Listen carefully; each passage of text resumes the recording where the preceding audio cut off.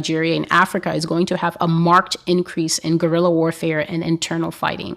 The Lord says that Nigeria is being deliberately destabilized, and their rebel groups are growing bolder and bolder. As a result, the people of Nigeria are going to end up wailing because they will lose their loved ones in daring raids, in more fires and more explosions that leave many dead in unexpected ways.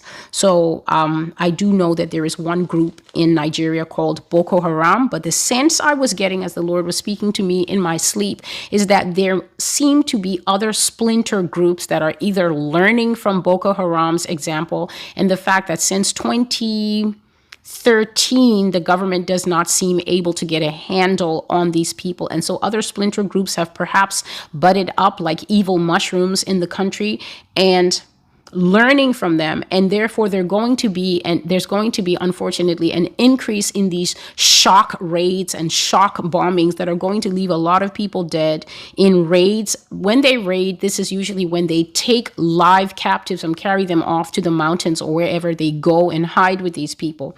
And the Lord said there's going to be more fires and bombings and explosions that leave people dead unexpectedly. So this is definitely high quality guerrilla warfare.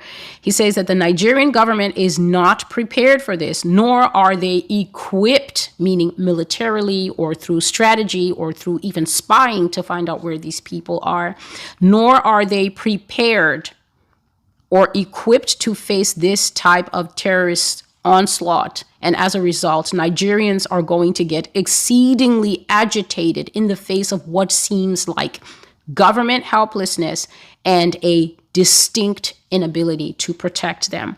As a result, the Lord said that modern migration patterns in Nigeria are going to change because the demographic of where tribes normally live in Nigeria is going to shift. So if there are tribes that normally live in the north of Nigeria or tribes that normally live in the south of the country, basically based on history where they've always lived, also based on religion where they're normally congregated, God said that there's going to be a complete shift in the migration patterns of this country because people will get tired of being bombed and blown to pieces on the local transport, the buses, I guess, and trains and whatever they use there. And they will start to move en masse to areas that are safer. And he says that Nigeria is already in an economic crisis, but it will grow worse. And being Africa's greatest oil producing nation will not stop the black horse from riding in that nation.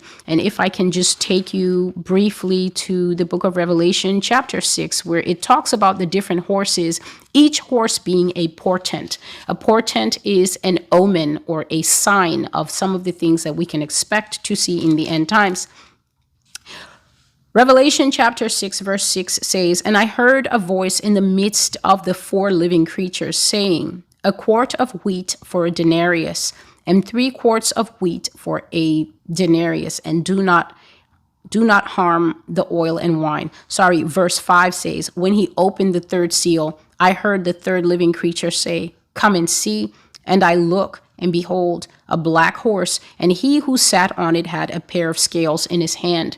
This is the sign of coming economic tightness. We call it economic straits and limitations, and also economic collapse. Economic collapse is going to be part and parcel of the end times.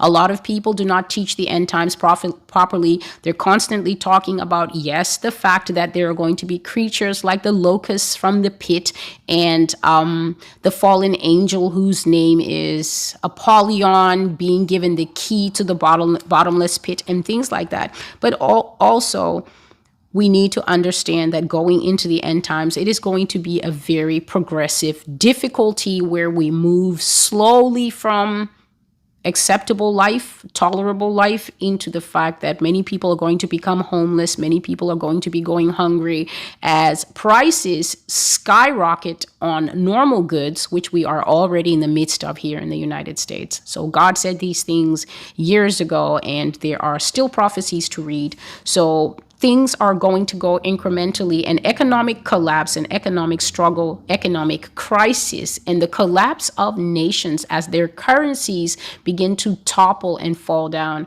Understand that no nation will eventually have a currency, because the beast has his own money in mind that he plans to microchip or somehow put into and integrate into the human vessel so that your money becomes a part of you.